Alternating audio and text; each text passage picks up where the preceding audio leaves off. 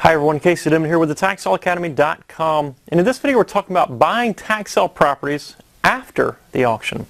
Now normally we discuss how to buy properties at tax sale auctions, how to research the properties, what to invest in, how to bid at auction, that kind of thing.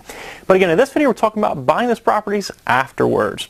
Now how is this even possible? Well, there's two main reasons this is possible. The first one is if the winning bidder fails to pay. They show up, they place a bid, and they're supposed to pay by a certain time. They just never come back. They decide they don't want the property, or they can't get the funds like they thought they would be able to. Whatever the reason, they don't pay. So a lot of times, instead of the county re-auctioning this property off, possibly a year later in the small counties that don't have very frequent tax sales, they'll just hold it in the county-owned surplus inventory. So there's one reason. The second reason, the one that's fairly common, I guess the more common one, is that the property actually gets no bids at tax sale auction. The property goes through foreclosure, they go to auction it off, and nobody raises their bidder card. Nobody at that auction wants that property. So what happens there is it can vary from state to state depending on what kind of tax foreclosure system they use.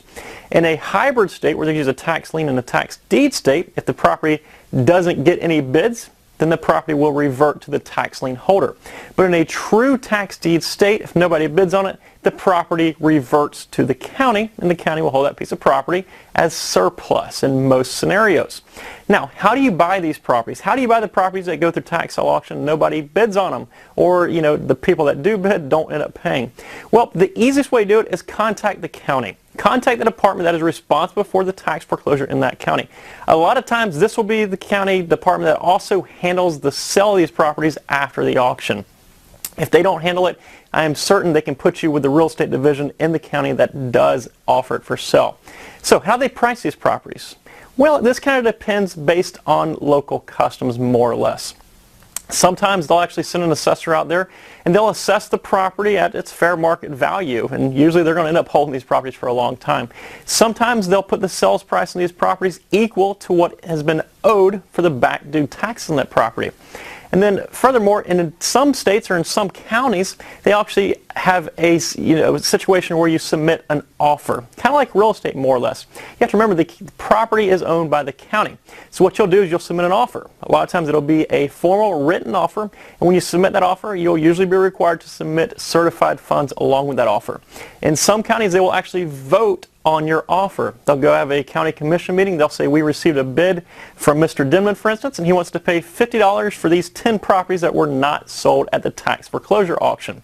They'll go around the room, say yay or nay, then they'll sell you the property. They won't sell you the property. Now don't be intimidated here, and don't by any means feel that you have to bid or have to submit your offer that is just a outrageous number, because they really aren't concerned about how much they sell the property for. You have to remember the primary objective here is to return that property to the tax roll as a tax revenue income producing property. Now there's one thing that you have to realize here. If the piece of property is tax foreclosed, it goes to auction and it gets no bids, it is possible that it got no bids for a reason. A lot of times, you'll buy these properties at tax sale auction, they'll just be great deals, and you'll realize that there are certain properties that go without bids every year.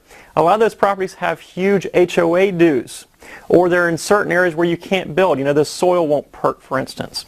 Or they're in situations that are just nasty situations, like it's got a sinkhole in the middle of the property.